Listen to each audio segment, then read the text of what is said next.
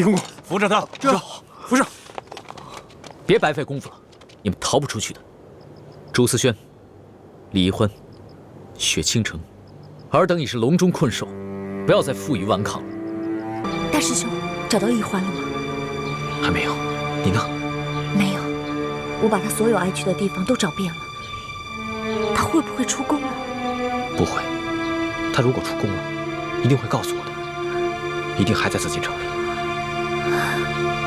易欢喜欢吃，他会不会在御膳房？对，御膳房还没有找过，我这就去。我们一起。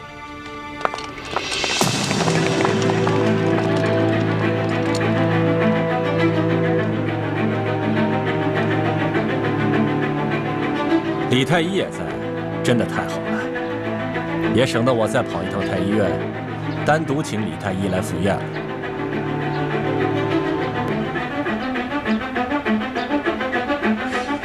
传皇上口谕，念及李太医兄妹还有丽妃娘娘擒拿平西王派来的刺客有功，皇上特意在御花园设了一桌酒席，邀请李太医兄妹还有丽妃娘娘今天晚上共同赴宴赏月。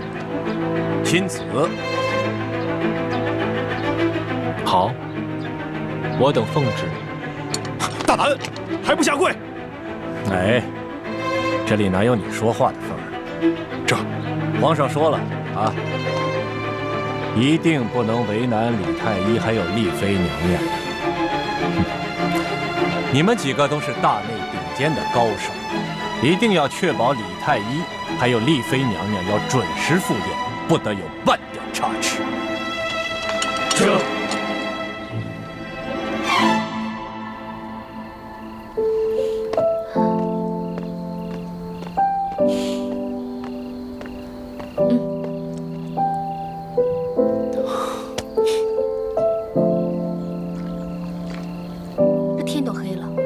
师兄和雪姐姐怎么还没赶到？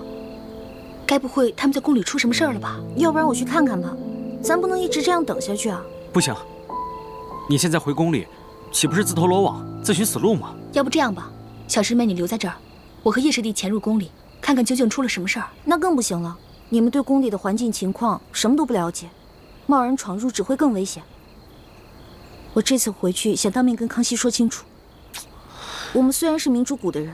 但是我没有做过一件伤天害理之事，我不相信龙小弟会是非不分，他会不顾及我们之前的旧情。小师妹，你刚刚说我疯了，我看现在你才是疯了。你以为康熙还是以前那个对你温柔体贴的龙小弟吗？小师妹，这次我赞同叶师弟的，我们是明珠谷的人，和清廷势不两立。虽然你和大师兄救过康熙的命，但凡涉及到清廷的安危，他就不会。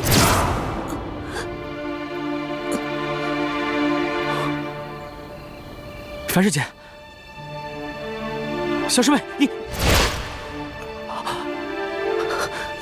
樊姐姐、叶哥哥，对不起了，我刚刚在你们喝的水壶里放了呆若木鸡散，因为我知道你们不会让我回去的。但是我心里早就想好，我要回去接应雪姐姐跟朱哥哥，我要当面跟龙小弟说清楚。你们放心吧，2个时辰以后你们就没事了。我得先走了。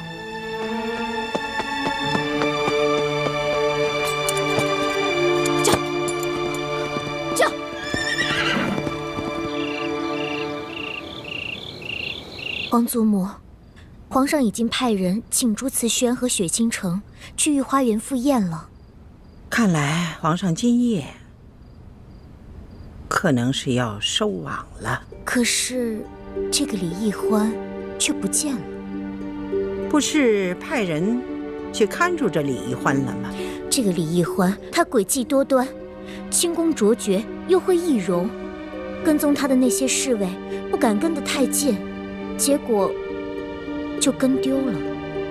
可是皇上明知道李易欢不见了，却不下令封闭城门，也不派人全城搜捕。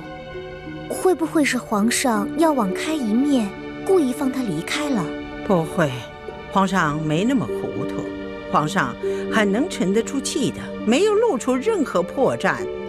李欢他们应该没有觉察到已经暴露了，他不肯下令封城搜捕，是因为算准了这朱思轩和雪倾城还在宫中，李欢必定不会独自出宫的。皇祖母分析的有道理，是妾身失言了。你呀，这就叫关心则乱了。你要对皇上有信心呢，他毕竟是咱们大清朝的天子啊，他分得清轻重。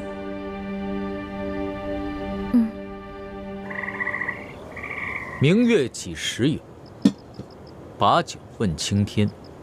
李太医，不对，朕应该叫你朱家太子。今夜月色如何呀？这月色温柔如水，自是美不胜收。不过只可惜这月色背后，似乎隐有杀气，未免有些煞风景。朱家太子入宫有一段时日了，还是第一次像今夜这般与朕一同畅饮赏月。正好，咱们打开天窗说亮话，说说心里话。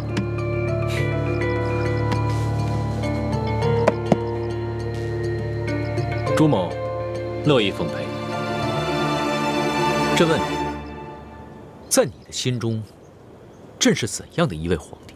皇上天纵英才，年少有为，励精图治，博学广识。更难得的是，胸怀宽广，能容常人之所不能容。虽然年纪轻轻，已将帝王之术习得炉火纯青。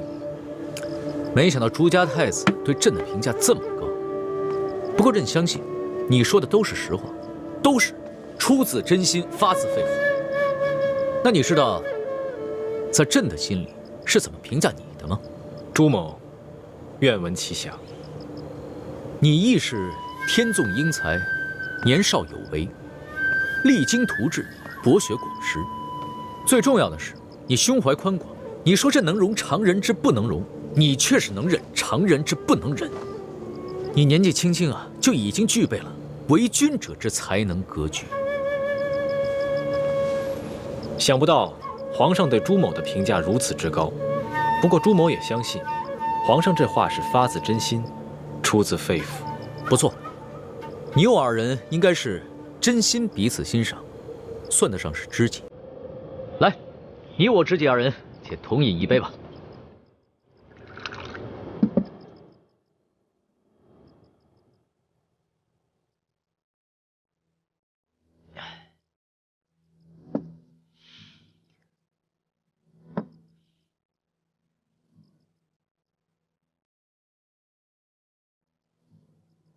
但是，这个帝王远非天纵英才便可为之，还要看时也、命也。朱思轩，你朱明王朝气数已尽，这天下是我爱新觉罗之天下。你若有大才，当应知道大丈夫行事，应当顺应天意和时势，逆天不祥，逆势必败。不错。这帝王天子，实乃天命所归，但这时与命，岂有定数？皇上自幼博览群书，当知史上从无一族人能久战中原。纵然蒙古铁骑强占了大宋江山，建立了大元帝国，但大元帝国的统治一直都是摇摇欲坠。纵然勉强支撑，也未能撑过100年。大元帝国未能撑过100年。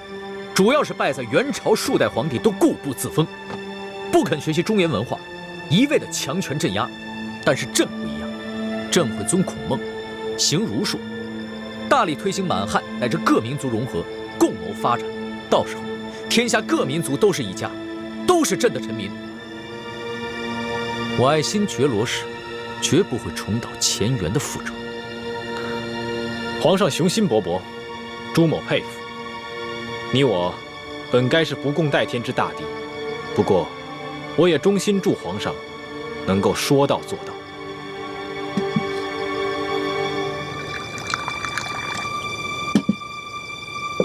来，朱某敬皇上一杯。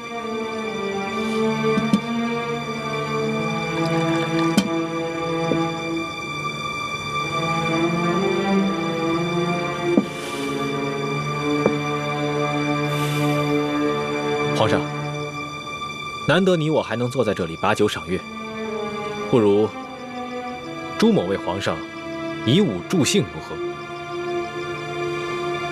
好啊，朱家太子文武全才，朕已经见识过你的多项技艺，若是能再见识一下你的武技，亦是人生一大快事。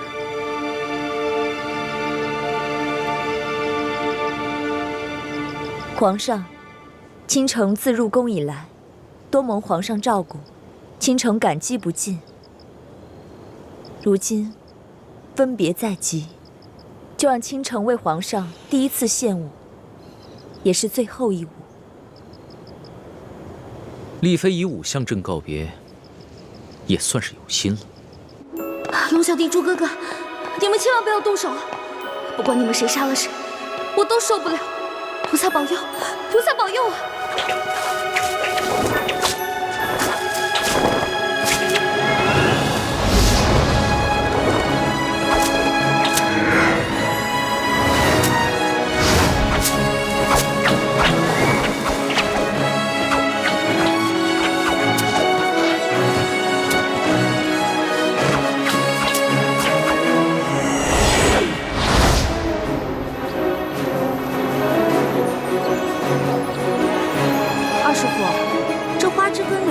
也能当武器啊？那当然了，咱们中原武术博大精深，练至最高境界，飞花摘叶都可伤人。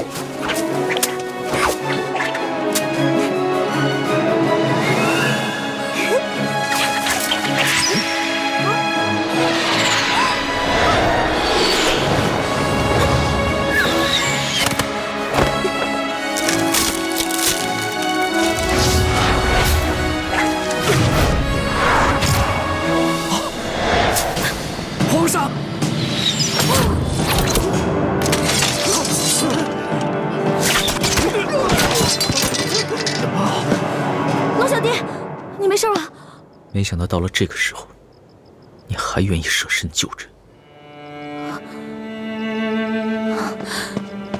朱哥哥，你答应过我，你不会伤害龙小弟的。我并没有想要杀他，我以为你落在他的手里，所以在这花叶上下了毒，想让他受伤中毒，不得不放了你。那现在解药呢？只要他放我们平安离开，我自会交出解药。你没事儿？朕穿了你给的金蚕背心。一欢，你之前去哪儿了？我们都快担心死你了。我之前出宫了一趟，遇到了樊姐姐，我才知道你们在宫里有危险。我这次回来是跟你们同生共死的。大师兄，左额图不见了。一欢，你不该回来的。康熙已经布下天罗地网，我们逃不出去了。龙小弟，你真的要把我们全都杀了吗？太皇太后下了懿旨，要将你们这些反党一网打尽。好，我不求你放了我们，但我只有一个要求：杀了我，亲手杀了我。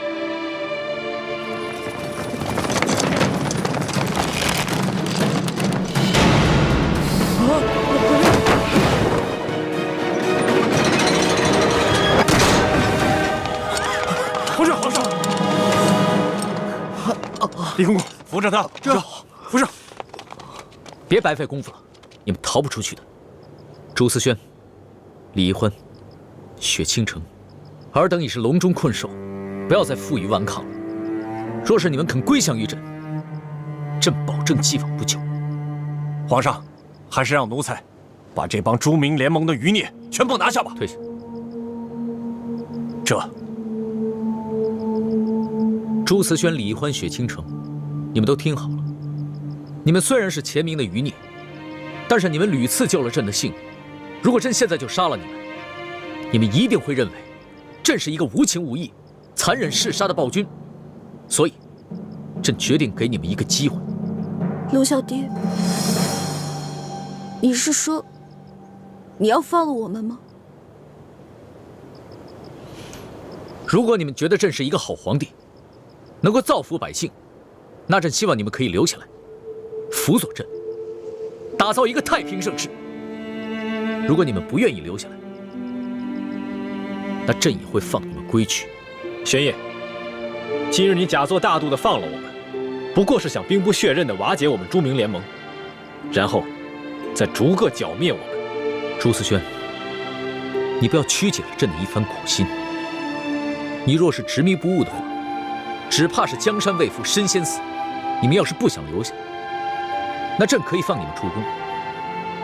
但是出了宫门，从今往后，你们就再也不是朕的朋友，而是我大清的敌人。玄烨，今日你放了我，总有一天你会后悔的。你不是说过吗？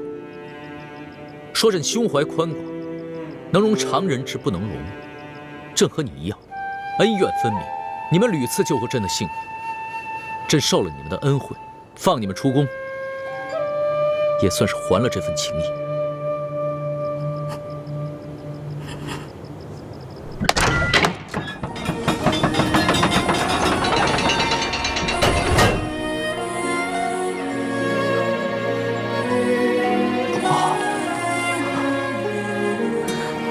朱哥哥，李公公中了你的毒液镖，把解药分他一份吧，不要滥杀无辜。好。皇上，您受伤了没有？这药奴才先试试，如果有效果的话，奴才就给您留着。朕没事，朕有金蚕背心。李大夫，你刚刚肯挺身救朕，也不枉朕赦了你2次大罪。奴才誓死效忠皇上。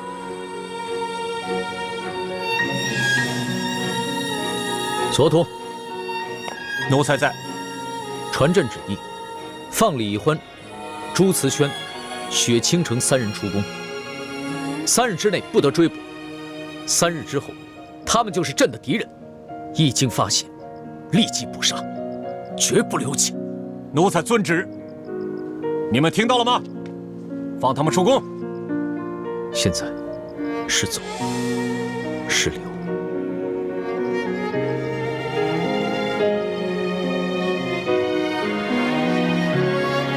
一环，跟我走吧。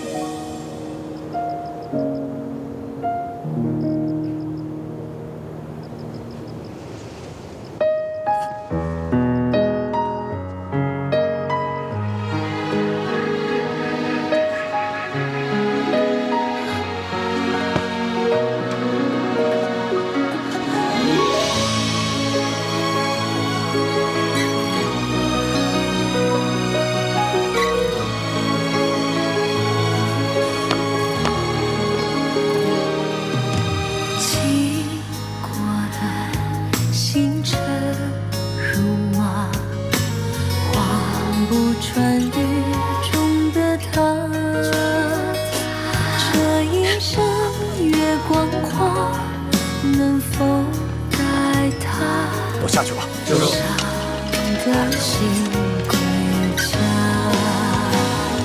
愿做他掌上的明珠，献上我纯真的祝福。回忆中的路，看吧，化作绽放吧，是的光速，绽放吧，是的。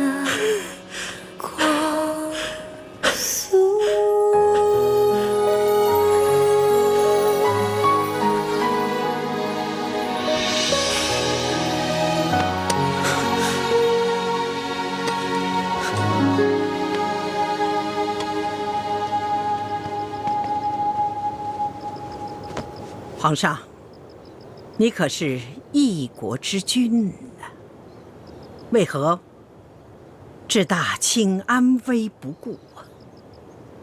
皇祖母，孙儿并没有置大清的安危于不顾。你明明已经是放虎归山了。皇祖母，朱仁义、朱新南、朱思轩是一个难得的文武全才，若是能为我大清所用，那将是我大清之福。他若是不臣服呢？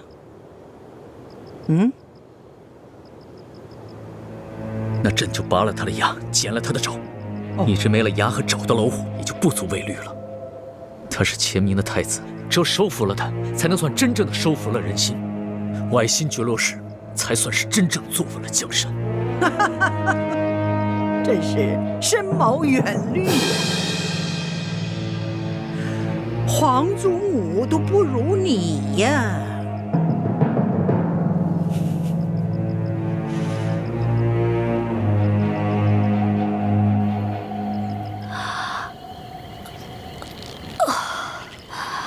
这呆若木鸡散的药效总算是过去了。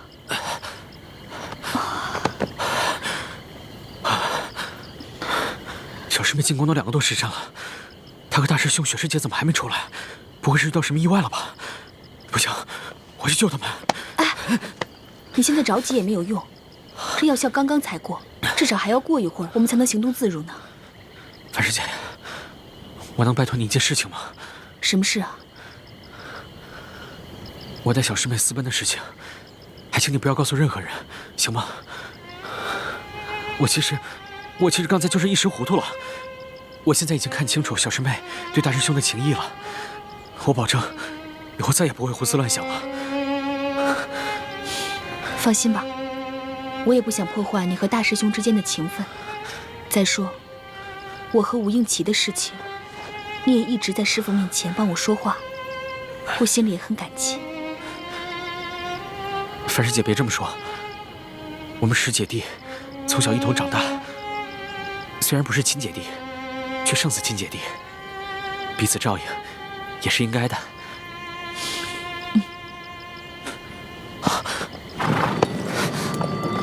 有人来了，大师兄。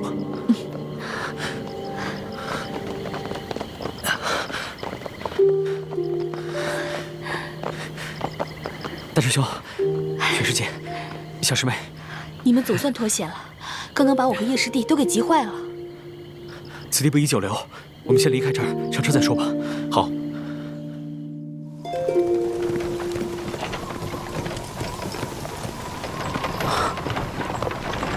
驾！康熙就这么放了你们？他的这份胸怀气度，确实令人钦佩。他不过是在效仿诸葛亮欺秦欺纵孟获的策略，要杀了我们几个容易，但若能收服我们的心，他们大清才算是坐稳了这江山。大师兄说的对，我们不能被康熙的小把戏所迷惑。小师妹，你怎么了？看上去心事重重的。没有，我只是觉得咱们苦心经营了这么久，全都白费了。婉梅，我知道你在想什么。你今天能最后决定跟我走，我已经很开心了。希望你接下来能调整好自己的心态，回到之前的样子。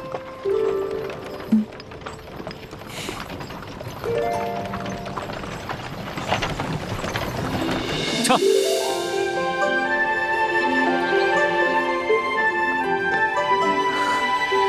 这个泉水山庄也是我们的据点吗？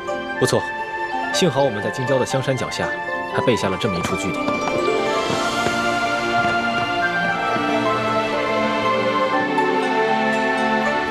这是大明最后一个皇帝，大明最后一个皇后之灵位，这是你母亲的灵位，而其他这些，都是我大明的忠臣义士。有的是为了保护当年还是婴儿的你被清军所追杀，有的是为了光复我大明所牺牲的将士。欢儿，如果他们在九泉之下知道了当年自己用性命换下来的大明后人，不但不想着为他们报仇雪恨，还爱上了他们最大的仇人——大清的皇帝。你说，他们在九泉之下能瞑目吗？晋王，不要生气了。欢儿也不是有心背叛我们的，只是不知不觉中了康熙的诡计，被他的虚情假意所迷惑了。欢儿，你怎么那么傻呀？你怎么能相信一个帝王的情爱和仁义呢？这是人间最虚幻的东西。好在欢儿已经离开了紫禁城，再也见不到康熙了。他慢慢会醒过来的。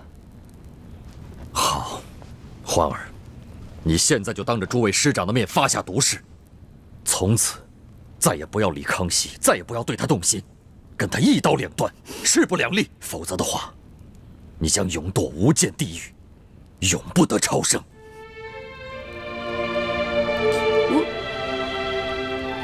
我发不了这个誓，因为我做不到。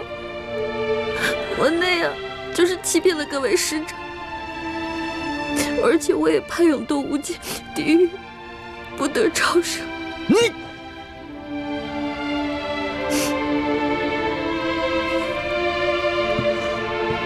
皇上、皇后、夫人，各位人人义士，我李定国骄女无方，愧对列位。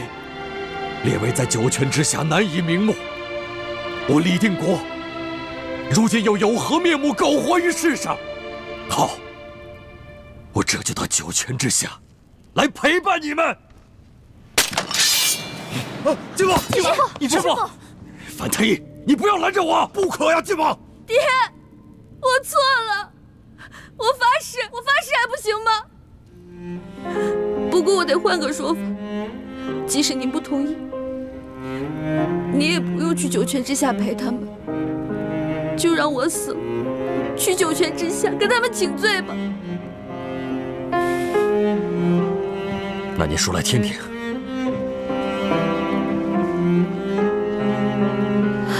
各位神灵在上，各位亡灵在上，我李易欢发誓，以后我尽量不会去想他，我尽量忘了他，我尽量不见他。但是如果我实在忘不了他，我会把他藏在我的心里的一个小角落里，不会因为他而影响到我各位师父还有亲友的情谊，也不会因为他而影响到光复大明的大业，如有为师，那就让我一辈子只能吃糠咽菜，再无福享受人间诸般美食，一辈子只能穿粗布麻衣，再也无福享受人间诸般美衣，让我变成一个丑丫头，不敢照镜子，人见人讨厌，人见人唾弃。啊！你这算什么毒誓啊？师父，这个誓言对于我们来说可能不算什么，但是小师妹生性贪吃臭美，这个誓言对于她来说已经比死还要毒了。义父，诸位师父，易欢虽然任性妄为，但在此类大是大非面前，绝不敢用谎言来欺瞒各位师长。更何况，情之一字，不是说有就有，说没有就没有的。易欢能立下此誓，已是真心在悔过了。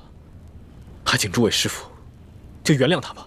晋王，太子说的对，过不了些时日，花儿会把那个人忘了的。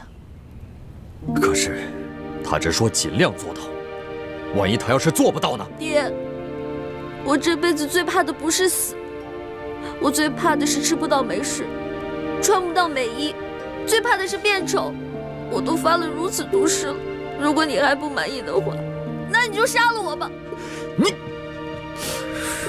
晋王，我倒有一个办法，不光可以让大家放心，也可以让易欢安心，不会再胡思乱想。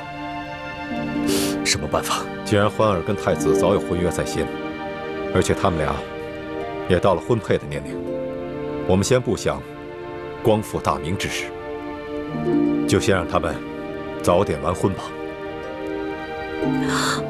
哎，这倒是一个好办法。那此事就这么说定了，3日之后为太子和懿欢完婚。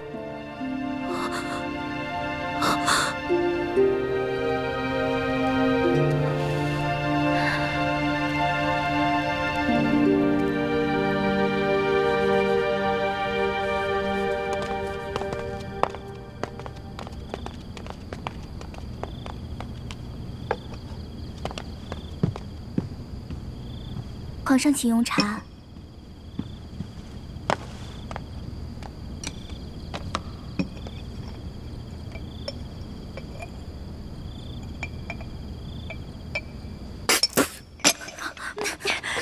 这茶能喝吗？啊，茶叶还没发好呢。皇上，奴婢给你换一杯吧。不用了，退下。是。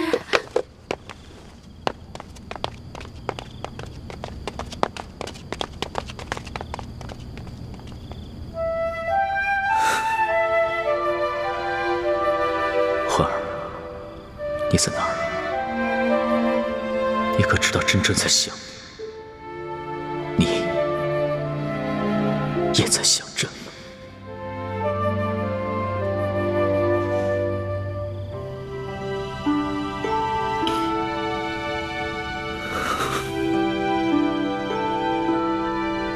龙小弟，我现在正在想你呢，你有在想我吗？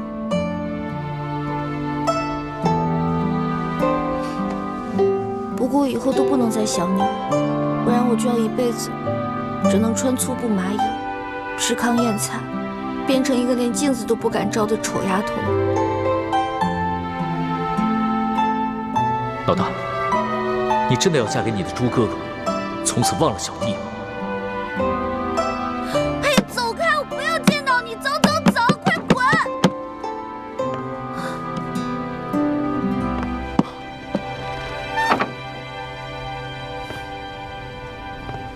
小师妹，我知道你讨厌我，但我不会滚的。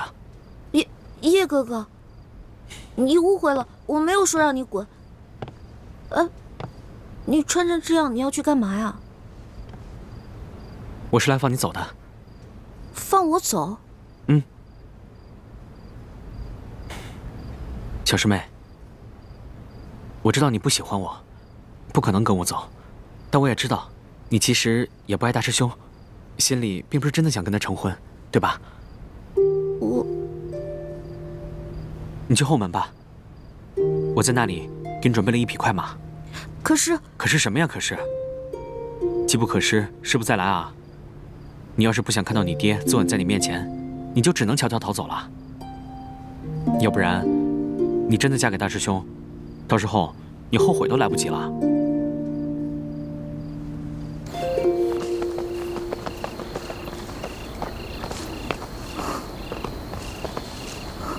小师妹，快上马吧。小师妹，叶师弟，这么晚了，你们这是要去哪儿？樊姐姐是你啊，吓我一跳。小师妹听说这后山有萤火虫，想让我带她来抓几只回去玩，是吧？这山上哪来的萤火虫啊？我看你是想带小师妹逃走吧？樊姐姐，我求求你了，你就让我走吧。小师妹啊，不是我不想让你逃，大师傅他们早就想到你可能要逃婚了，所以特地派我来盯着你呢。樊师姐，你和吴英奇也是相爱不能相守，己所不欲，勿施于人，就放小师妹走吧。嗯。小师妹，虽然从小我爹就偏爱你，让我心里一直耿耿于怀，但我一直把你当亲妹妹一样疼爱，也希望你能够幸福。你走吧，只是现在别骑马，以免惊动了师傅们。等走远一些再上马吧。樊姐姐，谢谢你。走吧。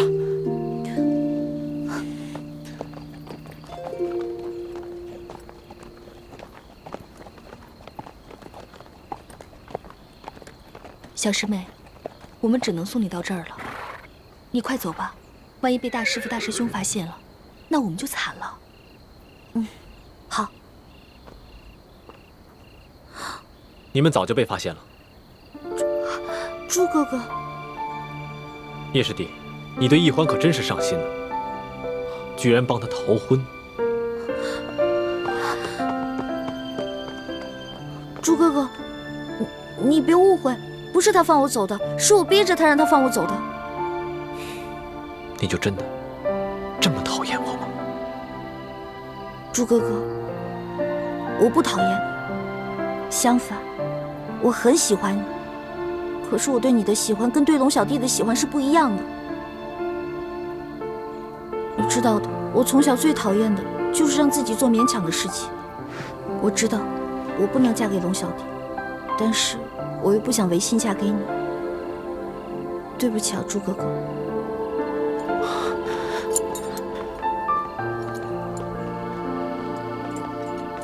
大师兄，我不是想和你抢易欢，因为我知道，其实，在易欢的心里，我的地位跟你比差远了。我只是不想易欢嫁给他不想嫁的人，因为那样他不会幸福。朱哥哥，你现在既然已经知道我要逃跑了，我跟你回去，你能不能别怪罪叶哥哥？真的，我说到做到。我答应你回去以后，我再也不逃跑了。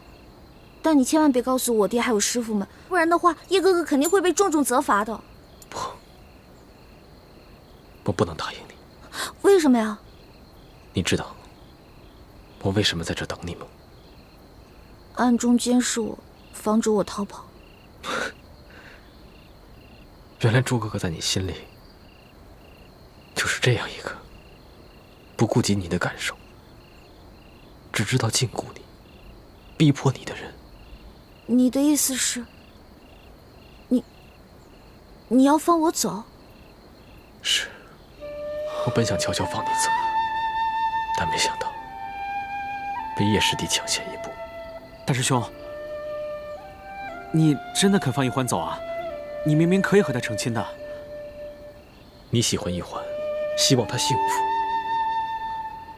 而我比你更爱她，难道我就不希望让她幸福，不能成全她吗？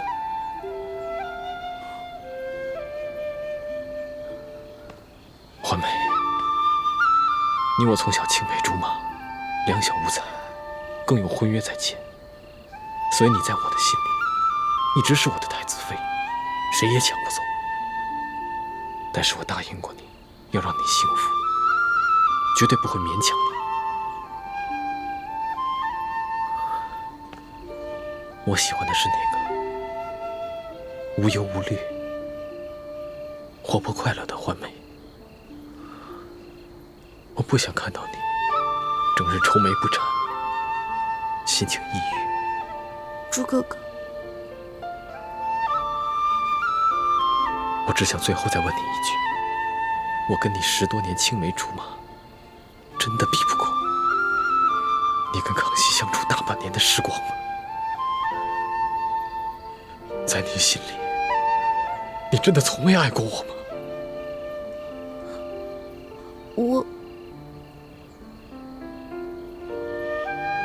只要你愿意嫁给我，我会尽力让你这辈子幸福快乐。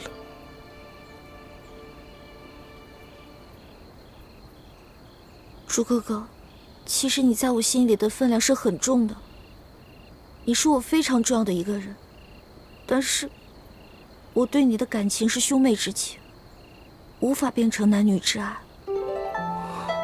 我这次逃走不是为了去找龙小弟，我跟他是不可能的，我不可能嫁给他。我只是觉得成亲是这人生当中最重要的一件事情。我既然没有办法对你一心一意，那我就不能嫁给你，也不能做你的妻子，那样对我们都不负责。好，我明白了。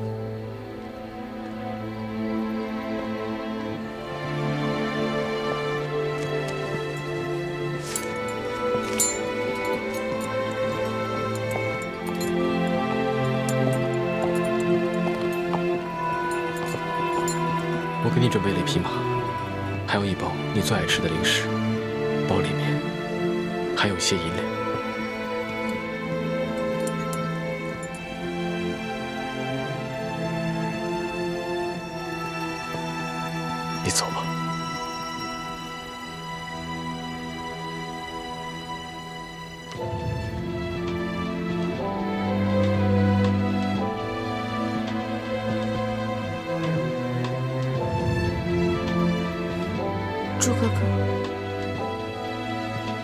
谢谢。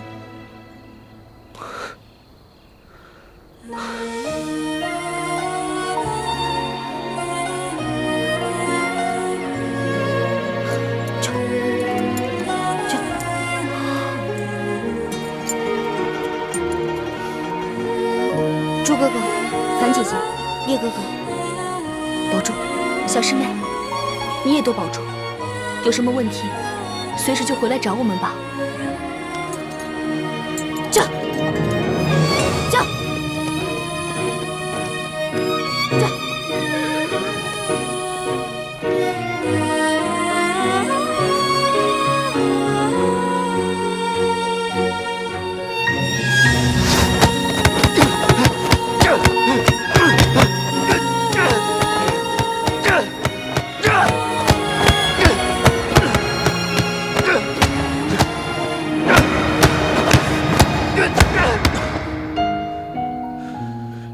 朱子轩，你真可怜，你不仅失去了你的江山，连你心爱的女人都保不住，你就是一个懦夫！懦夫！啊！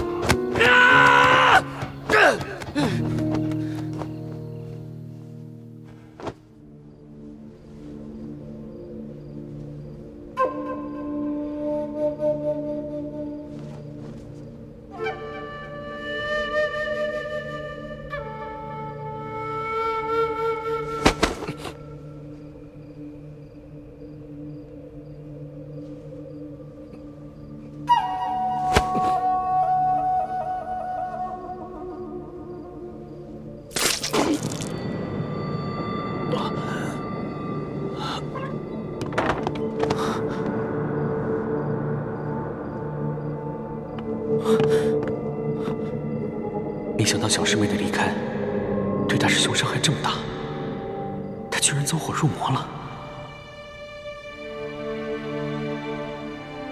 如果我不救他，他不死也要落下一个残疾。不救还是不救？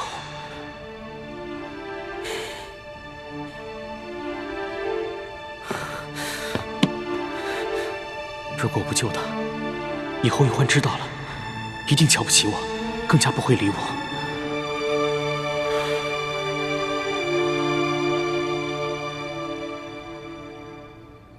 大师兄放走了一欢，我心里怎么还隐隐高兴呢？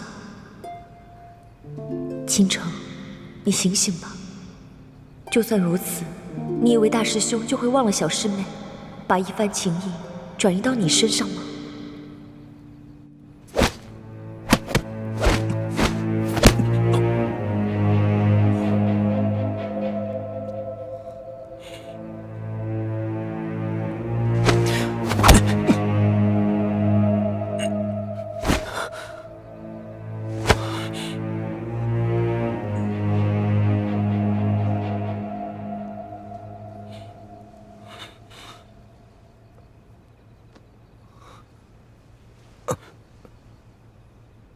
叶师弟，我没想到你会牺牲自己的内力来救我。之前是我错看你了。大师兄，我是喜欢一欢，但我比你更难得到她，所以我才会放她走。可我没想到的是，你明明可以得到她，却也宁愿放她走。如果换作是我，我做不到。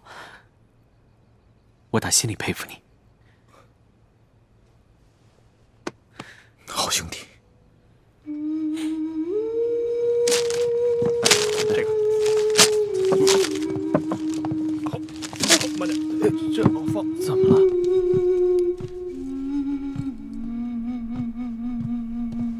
太子，义父，诸位师傅，我跟欢妹的婚事取消了。什么？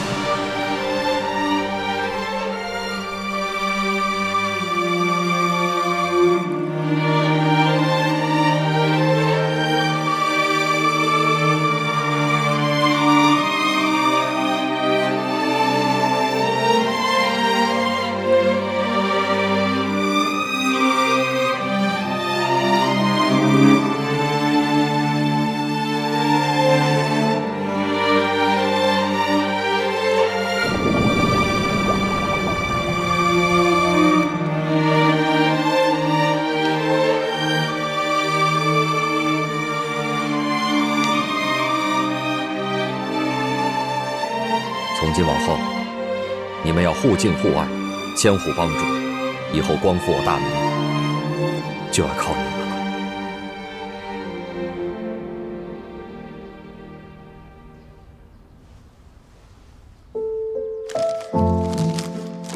这个给你，我们和好吧。猪哥哥你也吃啊？你吃吧，我不喜欢吃。给，来，一会儿妹妹。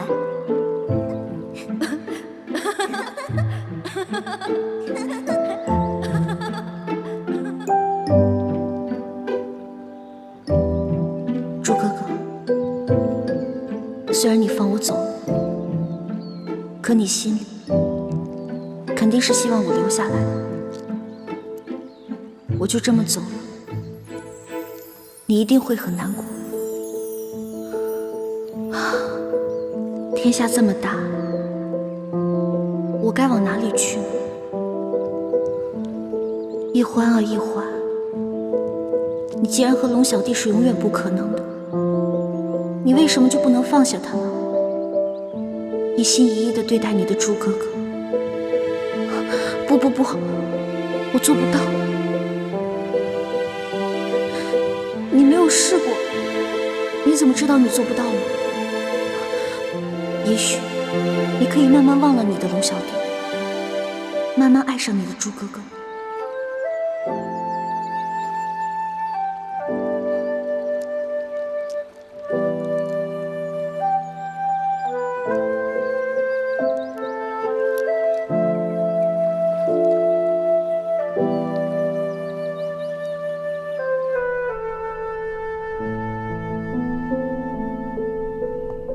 太子，你怎么这么糊涂？欢儿任性，难道你也不明事理吗？我这就去追他，我就不相信，我拼着性命不要，却换不来他的回心转意。义父，你不要去追易欢了，他夜里就走了，你追不上的。而且，我也不想你再拿自己的性命去逼迫欢妹跟我成亲。强扭的瓜不甜，我们就放欢妹一条生路，让欢妹去过自己想过的生活吧。太子，如果她回到紫禁城找到了康熙，难道你也不后悔吗？我相信欢妹不会去找康熙。如果她真的去找了，我也不后悔，我会祝福她的。太子，你不要忘了，你身负国仇家恨的重任，你居然将先帝给你定下的太子妃拱手让给康熙那个狗皇帝，你将我们光复大明的大业置于何地？你将我们这帮誓死追随你、誓死效忠大明的臣子置于何地呀？义父，诸位师傅，我不仅是大明最后一个太子，也是你们的弟子，诸明联盟的成员。我违背了盟约，愿意接受盟规处置。哎呀！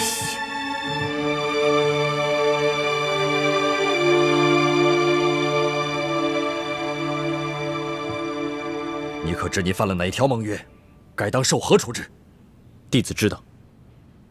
不遵师命，鞭责20；私放联盟成员脱离联盟，鞭责40。弟子两罪并罚，鞭责60。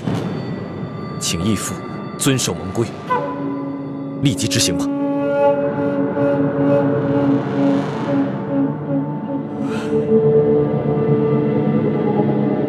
联盟执法弟子何在？在。大师父，大师兄虽然私放一欢，犯了盟规，可他毕竟是大明的太子，不是寻常联盟弟子，当有豁免权。还望大师父收回成命，饶过太子这一回吧。求大师父收回成命，饶了大师兄吧。你们不必为我求情，正因为我是太子，更应该以身作则，坚守盟规。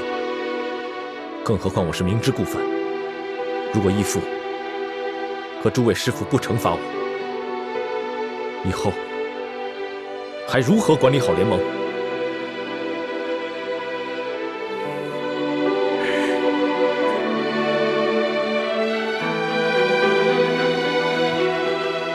那就请联盟执法弟子执行责罚吧。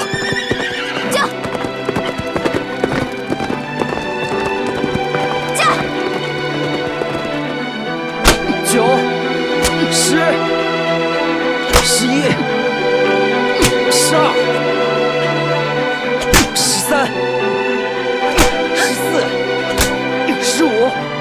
16、17、18、19。晋王，你看是不是略施责罚就可以了，不用鞭责60这么多。24、25、26。太子要以身维护蒙贵的威严，维护他自己的声望，我们应该成全他。33、34、35、36。住手！太子，太子，你身体强健，武功又在诸弟子之上，怎么受此小小的鞭刑就会吐血呢？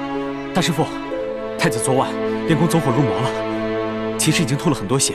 如果不是弟子及时出手相救，恐怕太子这回已经没命了。你呀，你怎么不早说呢？四师父，是我不让叶师弟说的，你不要怪他。晋王，太子确实是练功走火入魔了，受了内伤，责罚就到此为止吧。是啊，晋王。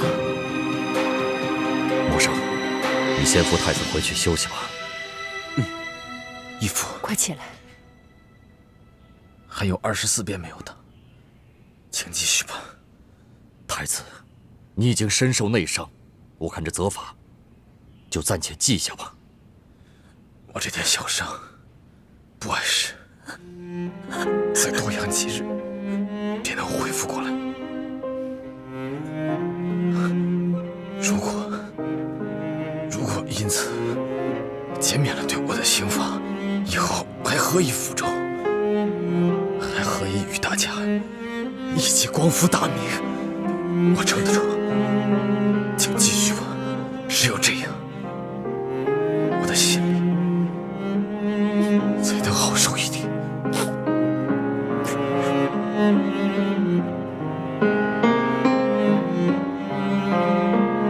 继续。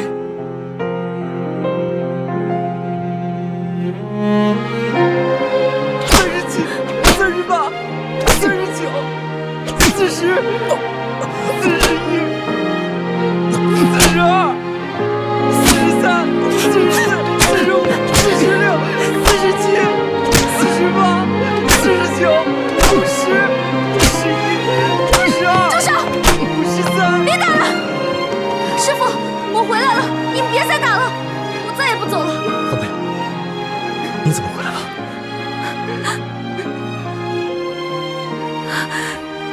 朱哥哥，你怎么这么傻呀？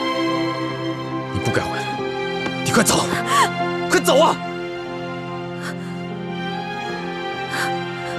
朱哥哥，你不是想我回来吗？我现在回来了呀。我不需要你的怜悯。我没有怜悯你，我是心甘情愿回来的。真的？真的。那你愿意嫁给我吗？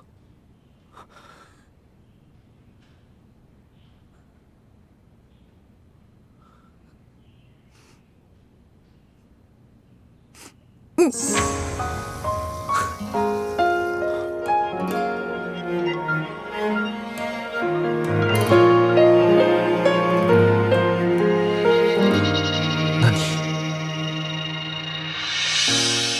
你真的放下康熙了吗？朱哥哥，请你再给我一点时间，让我慢慢忘了龙小弟，行吗？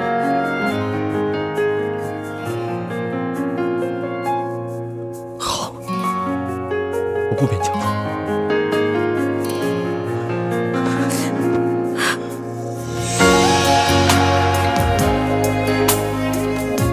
对不起了，龙小弟。从此以后，你就好好的对你的3宫6院7煞而飞吧。而我要忘了你，我要一心一意的对待我的朱哥哥。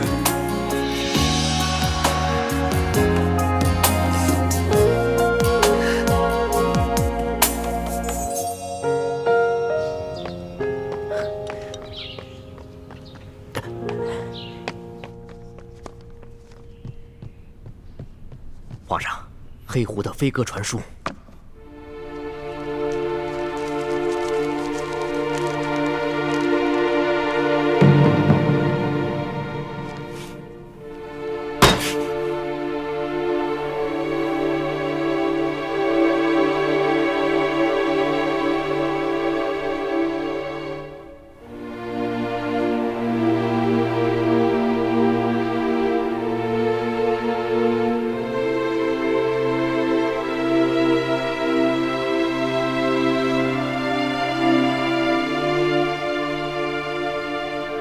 传所图。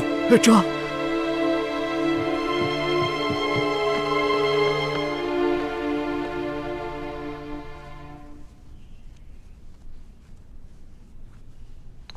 太子，你练功走火入魔，受了内伤，现在又受了不轻的外伤，在你伤好之前，最好不要动用真气跟他人交手，不然你这个伤势会缠绵不愈啊。徒儿明白。靖王，皇儿已经回来了，那他跟太子的婚事还照常举行吗？今天本就是定好的大喜日子，太子虽然受了伤，但是却行动无碍。我看婚礼还是继续举行吧，以免夜长梦多。太子，你觉得怎么样？欢妹，你不会改变主意了吧？我没有，我只是担心你的身体。我的身体不碍事，既然你能回来，就是最好的灵药。好，那就这么说定了，今天就给太子和易欢完婚。好，可是这吉时已过了呀。哎，不要紧的，择时不如撞时。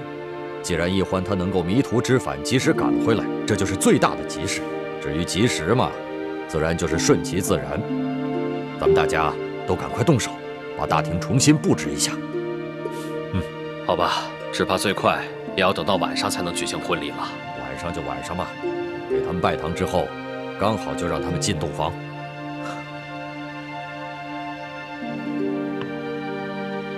欢妹，你如果真的后悔了，现在还来得及。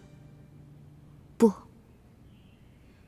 一切听从师父跟爹的安排吧。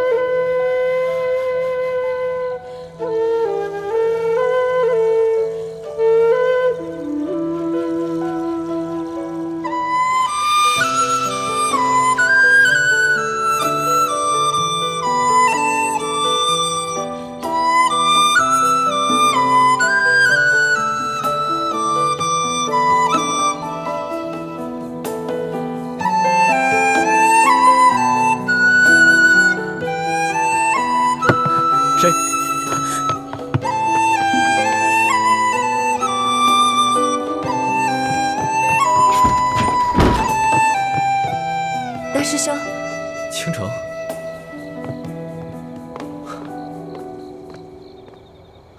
原来是你啊！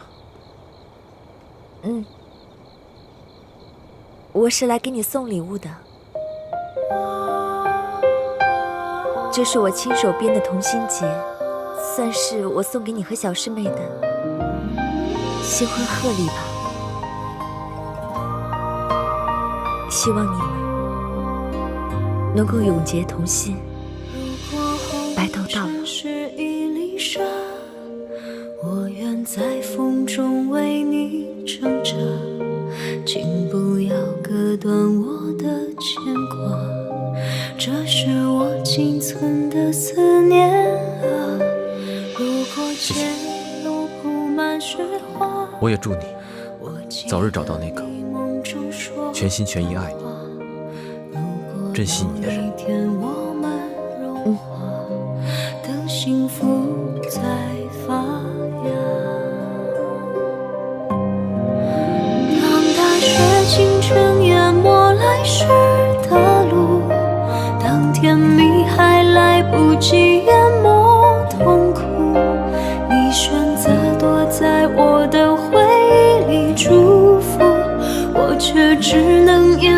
着眼前起了雾。当大雪倾城淹没来时的路，当甜蜜还来不及淹没痛苦，我选择拒绝解开心里爱的毒，你却只能聊聊我的无助。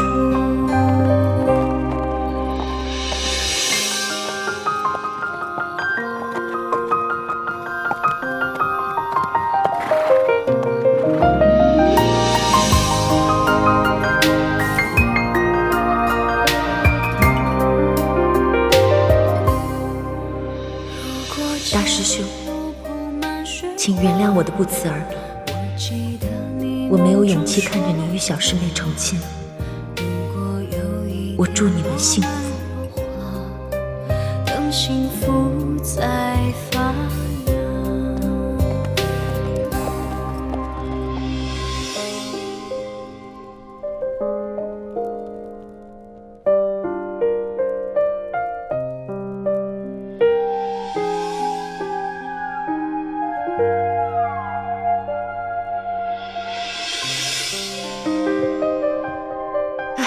还是咱们这大明的服饰好哈！瞧太子穿上这身喜服，可比平时英武潇洒多了，哪像这清朝的服饰，穿着浑身不自在。太子真精神，可说呢。好久没这么大戏了。太子，你的伤不碍事吧？没什么大碍，义父不必担心。那就好。太子呀，是人逢喜事精神爽，这身上的伤啊，也许就不药而愈了啊！太子，你叫错了，你马上就要跟奕欢成亲了，你还在叫晋王义父，应该叫爹。啊，这也算亲。对，是啊，爹。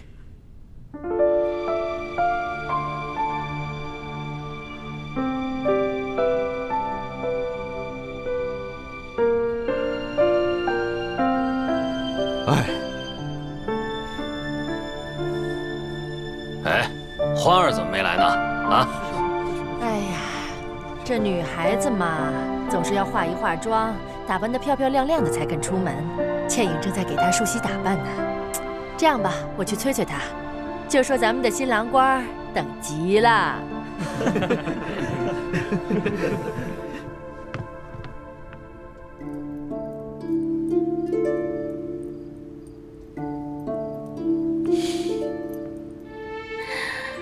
我们家欢儿好美。好了，我们可以出发了，可千万别让新郎等太久。樊姐姐，等你出嫁的那一天，到时候我也为你梳妆吧。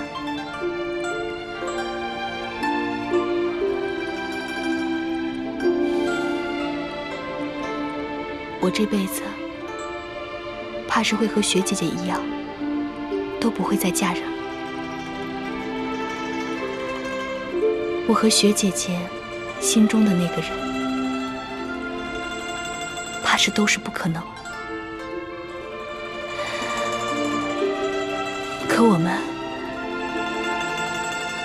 既然不能跟心中认定的那个人在一起，怕是这辈子都不会再嫁给别人。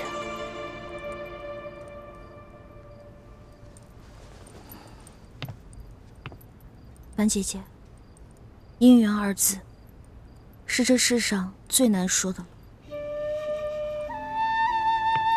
我们会遇到有情无缘的人，可有些人却是命中注定。我跟你其实是一样的，在我心里的那个人，我跟他注定是不可能，所以我们是有情无缘。可我跟朱哥哥呢，就是命中注定。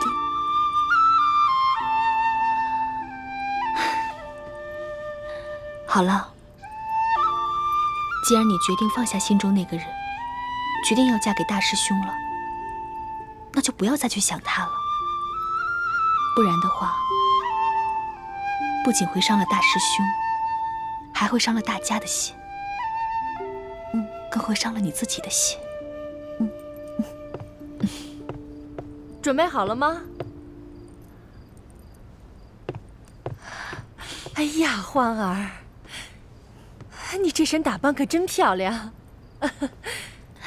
倩影，你要准备好了，就快把新娘子带过去，赶紧拜堂成亲，新郎都等急了。哎呀，知道了，娘，我们马上就好。快点啊！快点，欢儿。